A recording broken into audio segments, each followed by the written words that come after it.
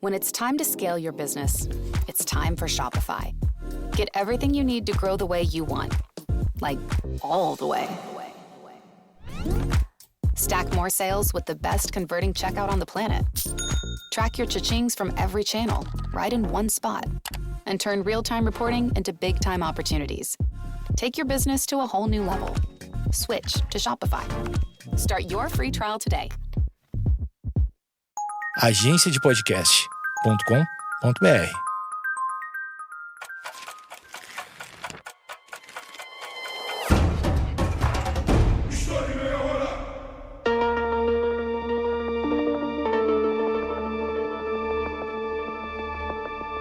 Até que ponto um crime pode definir uma época?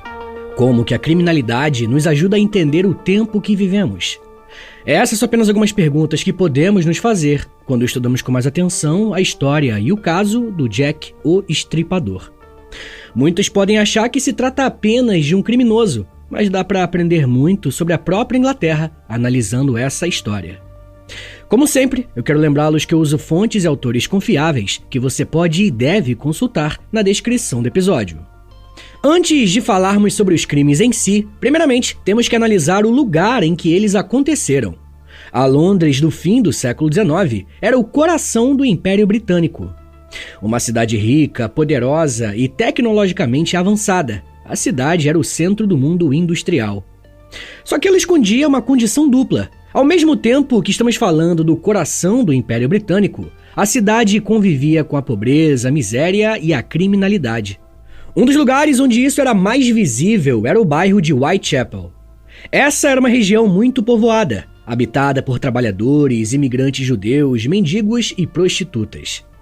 As ruas estreitas, a falta de iluminação e as condições sanitárias precárias criavam um cenário ideal para o cometimento de crimes. Assim, a vida em Whitechapel era marcada pela marginalização. Em uma cidade com mais de 5 milhões de habitantes, a desigualdade era uma ferida aberta. O desemprego era crescente, a superlotação e o alcoolismo alimentavam uma atmosfera de desespero. As mulheres pobres, sem alternativa de subsistência, muitas vezes recorriam à prostituição para sobreviver. E é dentro desse cenário que a história de Jack o Estripador se tornou uma das mais intrigantes e perturbadoras do mundo moderno. Desde o outono de 1888, quando uma sequência de assassinatos brutais aterrorizou os becos de Whitechapel, no leste de Londres, a figura do assassino se tornou sinônimo de mistério, violência e principalmente medo. O nome Jack the Ripper, Jack o Estripador, criado pela imprensa sensacionalista da época, passou a representar não apenas um criminoso, mas uma espécie de sombra que podia estar em qualquer esquina. Os crimes de Jack o Estripador ocorreram em um intervalo relativamente curto, mas o impacto que causaram foi enorme. Entre agosto e novembro de 1888, pelo menos 5 assassinatos com características parecidas aterrorizaram o bairro de Whitechapel, todos eles tendo como vítimas mulheres pobres e, em sua maioria, envolvidas com a prostituição. Esses crimes ficaram conhecidos como os 5 canônicos, pois historiadores e criminologistas os identificam como tendo sido cometidos pelo mesmo autor. A primeira vítima foi Mary Ann Nichols, conhecida como Polly Nichols, assassinada no dia 31 de agosto de 1888, na Bucks Row. Seu corpo foi encontrado nas primeiras horas da manhã, com cortes profundos no pescoço e mutilações abdominais. A brutalidade dos ferimentos chocou até mesmo os policiais mais experientes. Na época, Whitechapel já registrava altos índices de violência, mas havia algo de diferente na cena do crime. A frieza, a precisão dos golpes e o aparente controle do assassino sugeriam um padrão, algo premeditado. A segunda vítima, Annie Chapman, foi encontrada na manhã do dia 8 de setembro do mesmo ano, na Hanbury Street. O ataque repetia a assinatura do anterior, com o corpo dilacerado e órgãos removidos. O detalhe mais macabro foi a ausência do útero, o que levou os investigadores a especularem que o assassino tivesse algum tipo de conhecimento de anatomia, ou pelo menos prática em dissecação. Foi nesse ponto que a figura de Jack o Estripador começou a se consolidar no imaginário popular. Um assassino de precisão quase cirúrgica que parecia agir com método e ritual. Na madrugada do dia 30 de setembro, a cidade seria palco do que ficou conhecido como a Noite do Duplo Evento. 2 mulheres foram mortas em menos de 1 hora. A primeira, Elizabeth Stride, foi encontrada na Berner Street, com o pescoço cortado, mas sem mutilações abdominais. Os investigadores acreditam que o assassino tenha sido interrompido. Pouco depois, Catherine Eddowes foi assassinada na Mitre Square, uma ousadia, já que a região contava com policiamento reforçado. Dessa vez, o corpo apresentava mutilações maiores, incluindo a remoção de órgãos internos. Próximo ao local, os policiais encontraram um fragmento de avental ensanguentado e um grafite em um muro que dizia, abre aspas, "Os judeus não são homens que serão culpados por nada", fecha aspas. Essa inscrição, apagada rapidamente por ordem policial, gerou ainda mais especulações, alimentando teorias sobre possíveis motivações étnicas e tentativas de desviar a culpa. A quinta e última vítima canônica foi Mary Jane Kelly, assassinada no dia 9 de novembro de 1888, dentro do quarto onde vivia, na Miller's Court. Esse crime foi o mais brutal de todos. Por ter ocorrido em um ambiente fechado, o assassino pôde agir sem pressa. O corpo foi encontrado em estado de extrema mutilação. O rosto irreconhecível, partes do corpo removidas e espalhadas. A cena horrorizou até os peritos mais experientes da Scotland Yard. Muitos acreditam que esse crime marcou o ápice da insanidade do assassino e, ao mesmo tempo, o fim de sua série. Esses 5 assassinatos definiram o mito de Jack o Estripador. O intervalo entre eles, o padrão de violência e a natureza ritualística das mutilações criaram a impressão de um assassino organizado, talvez com motivações simbólicas. Embora a polícia tenha registrado outros assassinatos em Whitechapel na mesma época, a maioria dos especialistas concorda que apenas esses 5 apresentam a assinatura inconfundível de Jack. A rotina das vítimas ajuda a compreender o contexto social do caso. Todos viviam na miséria, sem moradia fixa, sobrevivendo com pequenos trabalhos e prostituição pontual. Mulheres como Polly Nichols e Annie Chapman eram produtos de uma economia brutal, que expulsava os pobres para as margens da cidade. O aluguel de um leito em uma hospedaria custava 4 pence por noite, quantia que, muitas vezes, só conseguiam após algumas horas de trabalho nas ruas. Essas mulheres formavam o grupo mais vulnerável da sociedade vitoriana. Sem direitos, sem proteção e estigmatizadas moralmente, elas eram alvos fáceis de violência. A própria polícia via as prostitutas com desdém, o que explica parte da ineficiência inicial da investigação. Como observou a historiadora Judith Walkowitz, abre aspas, as mortes das mulheres de Whitechapel expuseram a fragilidade do mito da segurança urbana e o desprezo estrutural da sociedade vitoriana por suas mulheres pobres. Fecha aspas. O assassinato das vítimas não foi apenas um crime individual, mas um sintoma coletivo. Cada corpo mutilado era o retrato de um império que se orgulhava de sua civilização, mas escondia uma profunda desigualdade social. A indiferença das autoridades diante das condições de vida no East End alimentava o ressentimento popular, e a figura do estripador parecia encarnar esse descompasso, um monstro que surgia das sombras da cidade moderna. Wherever Bud goes, his harmonica goes with him. It's a pocket full of soul. Now he's living with prostate cancer. He asked his doctor about Xtandi and enzalutamide. Xtandi 40 milligram tablets treats men with prostate cancer that has spread to other parts of the body and responds to a medical or surgical treatment to lower testosterone. Xtandi may cause serious side effects: seizure, a brain condition called PRESS, allergic reactions, heart disease that can lead to death, falls and bone fractures, swallowing problems, or choking that can lead to death. Stop Xtandi and get medical help at once if your face, tongue, lip, or throat start swelling. Tell your doctor at once if you faint, have a seizure, quickly worsening headache, decreased alertness, confusion, vision problems, chest pain or discomfort, or shortness of breath. Xtandi can cause harm to an unborn baby or miscarriage. Use birth control during and 3 months after Xtandi. Common side effects include muscle and joint pain, feeling unusually tired, hot flashes, constipation, less appetite, diarrhea, high blood pressure, bleeding, falls, fractures, and headache. Talk to your doctor and visit Xtandi.com.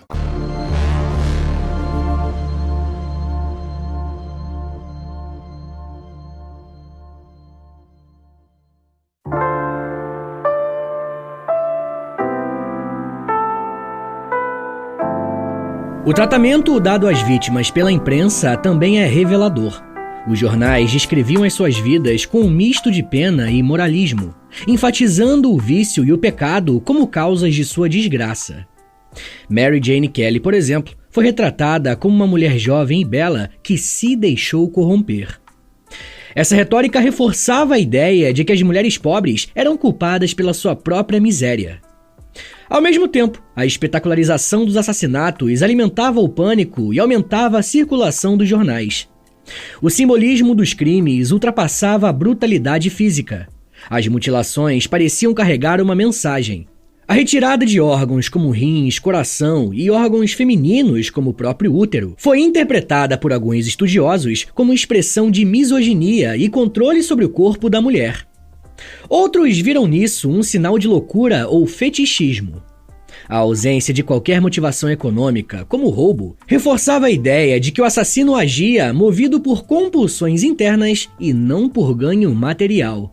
A brutalidade dos assassinatos e o aparente conhecimento anatômico do criminoso levaram a teorias de que o Jack poderia ter sido um médico, um açougueiro ou até um estudante de anatomia. Em uma época em que a medicina forense ainda engatinhava, a possibilidade de um assassino com saber técnico ampliou o medo coletivo.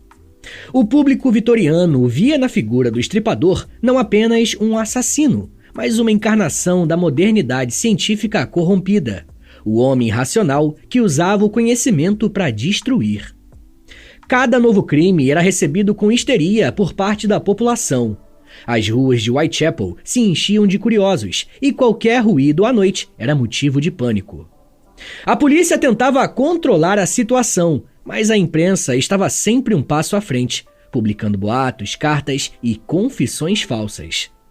O assassino parecia onipresente, sempre um pouco à frente da lei.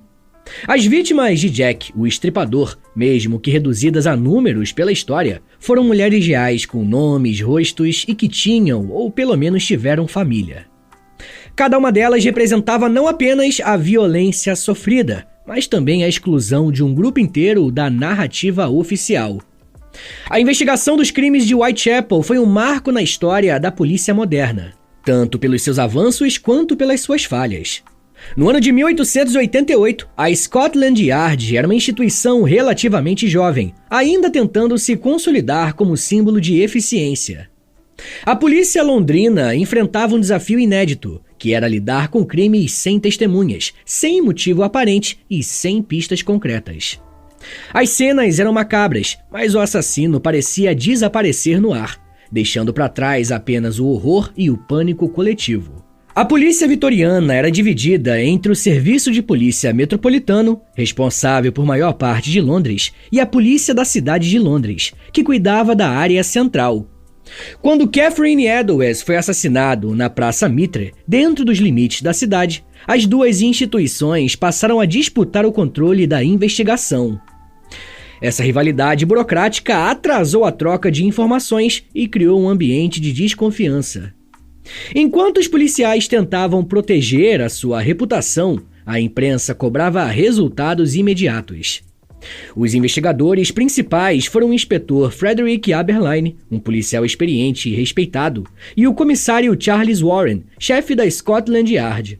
Warren, no entanto, era um militar mais acostumado a guerras coloniais do que a investigações criminais, e a sua relação com a imprensa e com o público foi desastrosa.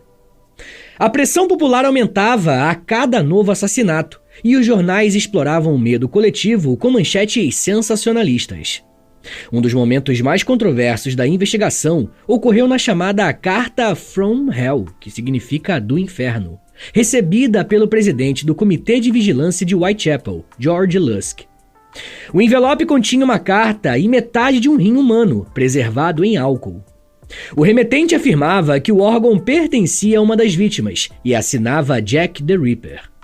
Mesmo que muitos considerem o documento como uma farsa, ele ampliou o caráter macabro do caso e fixou o nome Jack na imaginação popular. A comunicação entre o assassino e a imprensa transformou o caso em um espetáculo midiático. O jornalismo vitoriano vivia um momento de expansão, impulsionado por tiragens baratas e grande apetite por escândalos. As redações competiam ferozmente por leitores, e o caso do Estripador era a combinação perfeita de medo, sangue e mistério. Repórteres invadiam as cenas do crime, entrevistavam moradores e inventavam testemunhos. A cada nova edição, surgiam novos boatos de que o Jack era um médico, era um açougueiro, era um imigrante e até mesmo um aristocrata. A cobertura sensacionalista, ao mesmo tempo em que mobilizava a opinião pública, também criava obstáculos à investigação. A polícia era criticada pela sua incapacidade de capturar o assassino, e a pressão levou à demissão de Charles Warren, em novembro de 1888. Para o público, a incompetência da Scotland Yard era um símbolo de uma monarquia distante, incapaz de proteger os seus cidadãos. O medo nas ruas de Whitechapel se misturava ao sentimento de abandono. Talvez o aspecto mais fascinante e perturbador do caso tenha sido a infinidade de suspeitos e teorias que surgiram. A ausência de provas concretas transformou a investigação em um terreno fértil para especulações que continuam até hoje. Entre os suspeitos mais citados estava Montague John Druitt, um advogado e professor que cometeu suicídio em dezembro de 1888. Sua morte, ocorrida pouco tempo depois do último assassinato, alimentou a ideia de que ele teria sido o Estripador. A polícia chegou a registrar o seu nome como provável autor, mas sem evidências diretas. Outro suspeito recorrente foi Aaron Kominski, um barbeiro judeu-polaco que vivia em Whitechapel e sofria de distúrbios mentais.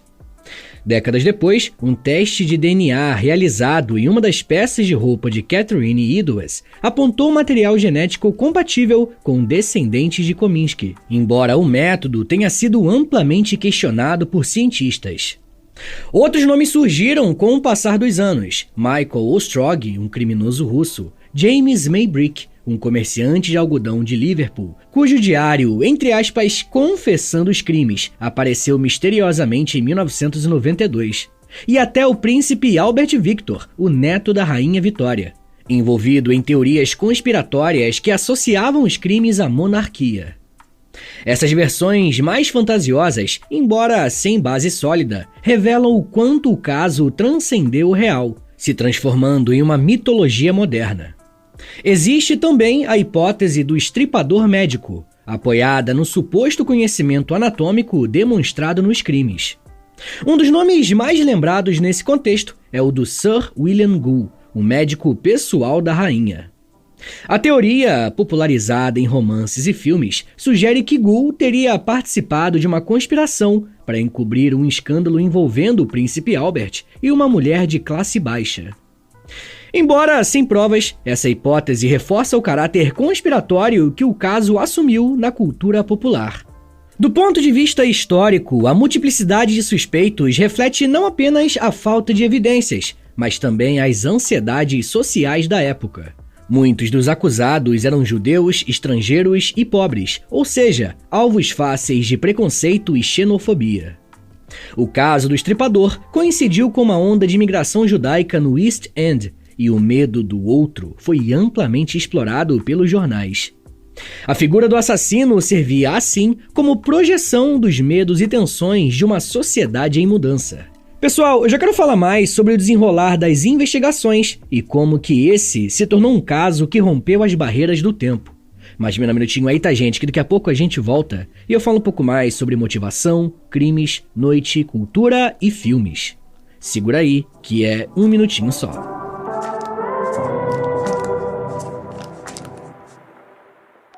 Fala pessoal, tô passando aqui rapidinho para avisar vocês que se você se torna um apoiador do podcast, você recebe acesso a mais de 140 episódios exclusivos que você pode ouvir no aplicativo do Apoia-se. E toda semana eu publico um novo episódio exclusivo lá para vocês. E dependendo do nível do apoio que você assinar, você também recebe acesso ao Clube do Livro do História em Meia Hora e ao Close Friends lá no Instagram, onde eu publico diariamente curiosidades históricas. Então é isso, assine o apoia.se/História em Meia Hora para você receber um monte de conteúdo exclusivo e ajudar o meu trabalho a continuar de pé.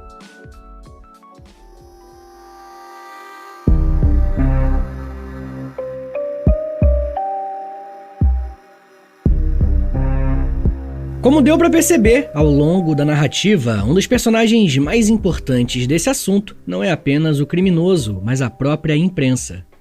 O próprio termo Jack the Ripper nasceu de uma carta enviada à polícia e divulgada pela imprensa. Nela, o autor zombava das autoridades e prometia continuar matando. A carta assinada Jack the Ripper criou a lenda. De repente, o criminoso anônimo ganhava um nome, uma identidade fictícia, e a imaginação popular completou o resto. A figura do estripador passou a ocupar o espaço entre o real e o mítico, um assassino de carne e osso, mas também um símbolo do medo urbano e da falência da ordem moral. Além dos crimes que eu já citei, foram registradas outras vítimas em Whitechapel, depois das 5 canônicas. Rose Millett foi achada estrangulada em Clark's Yard, na High Street Poplar, no dia 20 de dezembro de 1888. Não havia sinais de resistência, e a polícia acreditou que ela se enforcou acidentalmente com o próprio colar enquanto estava bêbada, ou até cometeu suicídio. Apesar dessa conclusão, o júri decretou o veredito de assassinato. Alice Mackenzie foi morta no dia 17 de julho de 1889, por um corte na artéria externa esquerda. Vários cortes menores foram encontrados pelo corpo, que foi descoberto no castelo de Alley, em Whitechapel. Em seus exames, o patologista Thomas Bond acreditou que esse era um assassinato do estripador, mas o seu colega George Baxter Phillips, que tinha examinado 3 corpos das vítimas anteriores, discordou. Pesquisadores mais recentes se dividem entre aqueles que acreditam que o homicídio é obra do estripador ou se o seu modus operandi teria sido copiado para despistar as suspeitas do verdadeiro assassino. O tronco de Pinchin Street foi o tronco de uma mulher encontrado sem a cabeça e as pernas em Pinchin Street, em Whitechapel, no dia 10 de setembro de 1889. O tronco nunca foi identificado. Aparentemente, o assassino cometeu o crime em outra região e desmembrou o corpo em vários lugares de propósito. Por mais que o primeiro suspeito óbvio tenha sido o estripador, nada foi confirmado. A partir da década de 1890, as investigações oficiais terminaram, mas o fascínio público nunca diminuiu. Com o tempo, o caso passou a ser estudado não apenas por historiadores e policiais, mas também por criminologistas, sociólogos e psicanalistas. A ideia de um assassino em série, um termo que só seria cunhado quase 100 anos depois, nasceu em parte da tentativa de compreender o padrão dos crimes de Jack. Ele era visto como o arquétipo do serial killer, um homem solitário, inteligente, misógino e metódico, que mata para satisfazer os impulsos internos. Os documentos da investigação, as fotografias das vítimas e as cartas recebidas pela polícia se tornaram objetos de culto para pesquisadores e curiosos. A cada nova descoberta, como um diário, um relatório esquecido, uma teoria genética, era reacendida a esperança de resolver o mistério. A relação entre polícia, imprensa e público durante o caso estabeleceu um novo paradigma para o tratamento de crimes violentos. O estripador foi o primeiro assassino midiático da história, que a fama se construiu tanto pelo horror dos atos, quanto pela cobertura jornalística que os amplificou. Ele inaugurou um modelo de cultura do crime que persiste até hoje, em que a violência se mistura com um espetáculo. Para muitos historiadores, a Londres de Jack, o estripador, marcou o assassinato do medo urbano moderno. O anonimato das metrópoles, a falência das instituições e a espetacularização do crime se tornaram traços permanentes da vida das grandes cidades. Jack o Estripador foi, de certo modo, o primeiro fantasma dessa modernidade. Um assassino sem rosto, produto e símbolo de uma sociedade que aprendeu a conviver com o terror como parte do cotidiano.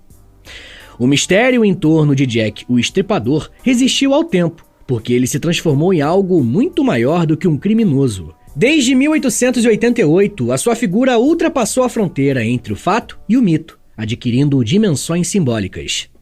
Os crimes de Whitechapel aconteceram em um período de grande tensão social. A Revolução Industrial havia transformado profundamente a estrutura da Inglaterra. Multidões deixavam o campo e se amontoavam nas cidades. A pobreza crescia, os ricos se isolavam em bairros elegantes e os pobres, especialmente mulheres, eram deixados à margem. É nesse sentido que a histeria coletiva em torno dos assassinatos foi, em parte, uma relação à fragilidade da ordem vitoriana. A sociedade que se orgulhava de sua racionalidade científica e moralidade cristã se viu confrontada com uma violência que não podia ser controlada e tampouco explicada. O estripador parecia agir fora da lógica humana, e essa sensação de impotência corroeu a confiança no progresso. Outro ponto que precisa ficar muito claro é que esse caso também expôs a desigualdade de gênero com muita clareza. O fato de todas as mulheres serem mulheres pobres e prostitutas não era um detalhe, mas o ponto central. A violência de Jack foi uma forma extrema de misoginia, uma tentativa de controlar, punir e apagar corpos femininos que desafiavam as convenções morais da época.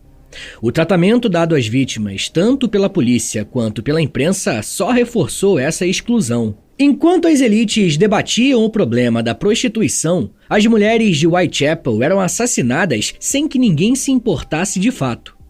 As análises feministas do século XX reinterpretaram o caso sob essa perspectiva. Autoras como a já citada Judith Walkowitz e Linda Need argumentam que o estripador foi um produto cultural da misoginia vitoriana e não apenas um indivíduo isolado. A obsessão da imprensa com os detalhes dos corpos mutilados refletia uma fascinação mórbida com a sexualidade feminina. As vítimas foram duplamente violentadas, primeiro pelo assassino e depois pela espetacularização de suas mortes. Ao mesmo tempo, a construção do mito de Jack revela muito sobre o funcionamento do poder. O assassino se tornou uma figura complexa. Ele era odiado e, ao mesmo tempo, admirado. Sua capacidade de escapar à polícia, sua frieza e o mistério em torno de sua identidade alimentaram uma espécie de culto. Ele era o criminoso perfeito, em um mundo que começava a se organizar em torno da ideia de controle e vigilância. A partir do século XX, o estripador passou a ocupar um espaço central na cultura popular. O primeiro filme sobre o caso foi Jack o Estripador, um filme de 1902, e é considerado uma das primeiras obras do gênero policial no cinema. Desde então, a sua figura foi reinterpretada várias vezes, de vilão a anti-herói trágico. Escritores como Arthur Conan Doyle, criador de Sherlock Holmes, se inspiraram no caso para desenvolver o conceito do detetive racional que enfrentava o mal irracional. O mito também invadiu o teatro, a literatura e a televisão. Filmes como From Hell, de 2001, baseado na graphic novel do Alan Moore, apresentam Jack como símbolo do poder patriarcal e da hipocrisia vitoriana. Já produções como Jack the Ripper, de 1988, com Michael Caine, exploram um lado investigativo e conspiratório, envolvendo a realeza e a maçonaria. O interesse também se estendeu ao turismo e à mídia contemporânea. O bairro de Whitechapel, que antes era símbolo da miséria, se tornou um destino turístico. Existem passeios noturnos que refazem o trajeto dos assassinatos, além de visitar museus e até pubs temáticos. A transformação do horror em espetáculo comercial é, em si, um reflexo de como a sociedade moderna consome a violência. O que era um trauma social virou produto cultural. A persistência do caso também se explica pela evolução dos estudos historiográficos e criminais. A partir dos anos 70, pesquisadores começaram a tratar do episódio com rigor histórico, buscando separar o fato de ficção. Muitas obras tentaram sistematizar as evidências, mesmo que muitas vezes misturando dados reais e hipóteses fantasiosas. Na década de 80, a criminologia moderna passou a olhar para o estripador como um estudo de caso sobre o nascimento da criminalidade urbana. A historiadora britânica Judith Flanders argumenta que o caso de Jack ilustra como o crime se tornou uma forma de entretenimento público no século XIX. A imprensa e o público transformaram o medo em narrativa, e essa narrativa, por sua vez, moldou a identidade da era vitoriana.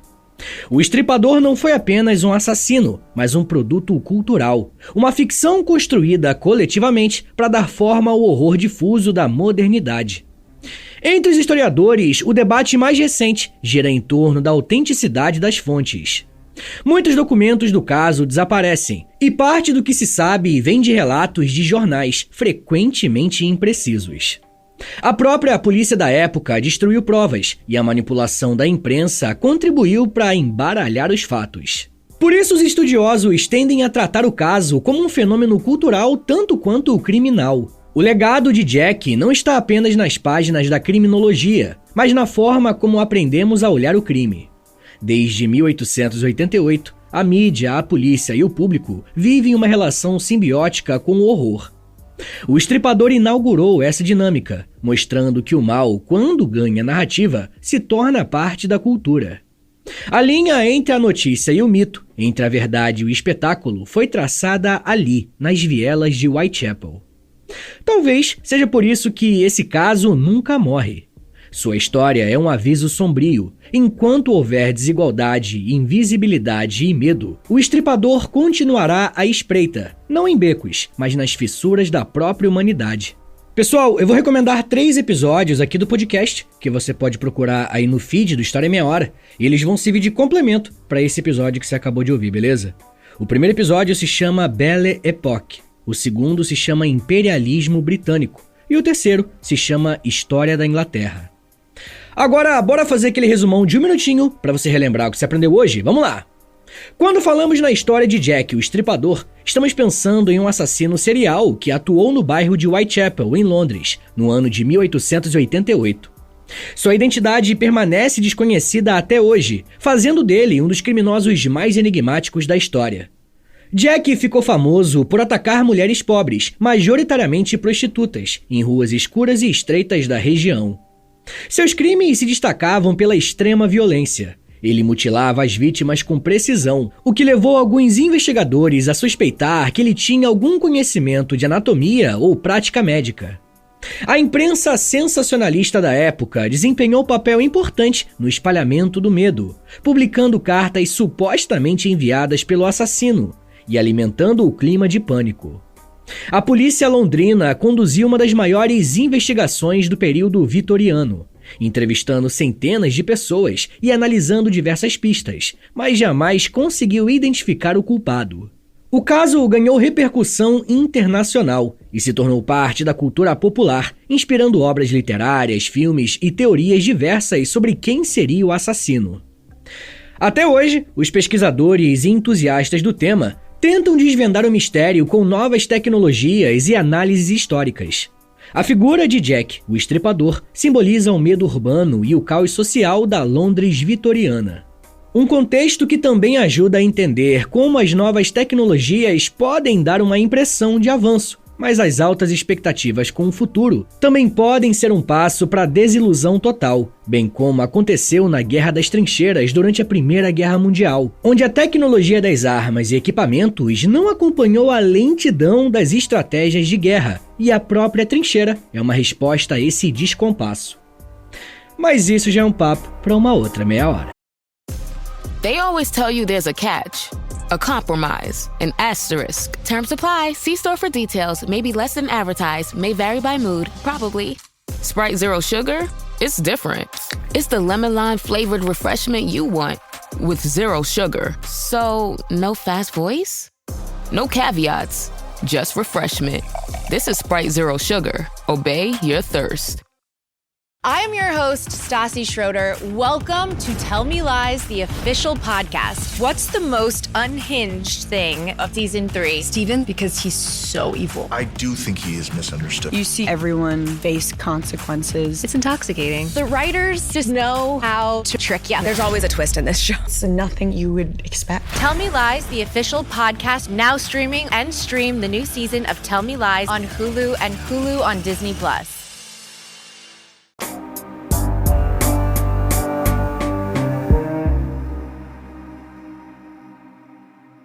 Senhores, muito obrigado por terem ouvido até aqui. Meu nome é Vitor Soares, eu sou professor de História e você acabou de ouvir o História em Meia Hora. Se você quiser ajudar o meu trabalho a continuar rolando e receber conteúdos exclusivos como recompensa, considere assinar a nossa campanha de financiamento coletivo, nosso Apoia-se. É apoia.se/História em Meia Hora, o link tá na descrição também. Com R$10 por mês você recebe episódios exclusivos, já tem quase 200 episódios lá no aplicativo do Apoia-se e toda semana você recebe mais um. Com R$20, além das recompensas recompensas anteriores, você também recebe acesso ao nosso Clube do Livro. E com R$30, além das recompensas que eu já falei, você recebe acesso ao meu Close Friends no Instagram, onde eu publico curiosidades históricas todos os dias. Se você tiver alguma dúvida em relação ao apoio, é só falar comigo através do meu e-mail, que também é o meu Pix. Então, se quiser dar uma força, anota aí. É historiaemmeiahora@gmail.com. Eu comecei um canal no YouTube recentemente, o nome é História com Prof. Vitor Soares. Eu tô postando vídeos de história lá. E toda sexta-feira tem um quadro que eu acho que você vai gostar, que é o História em 10 Minutos, que é basicamente História em meia hora, só que em vídeo e em 10 minutos, né?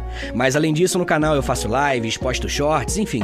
Eu comecei agora a fazer um monte de coisa no YouTube também. Além disso, eu tenho um podcast de humor chamado Reinaldo Jaqueline, onde eu, Nicolas Queiroz e Príncipe Vidani, a gente apresenta uma espécie de programa de auditório sobre cinema, série, jogo de videogame, enfim. É bem diferente do História em Meia Hora, mas dá uma chance que eu acho que você vai gostar. Eu tenho 2 livros lançados, o primeiro é o livro do História em Meia Hora mesmo, e o segundo é um livro-jogo de história do Brasil chamado O Porão. O link pros dois está na descrição do episódio. Me siga nas redes sociais, no @Prof. Vitor Soares, pra acompanhar o meu trabalho, mas no dia a dia mesmo, tá bom? Então é isso, gente, muito obrigado, um beijo, até semana que vem! E valeu!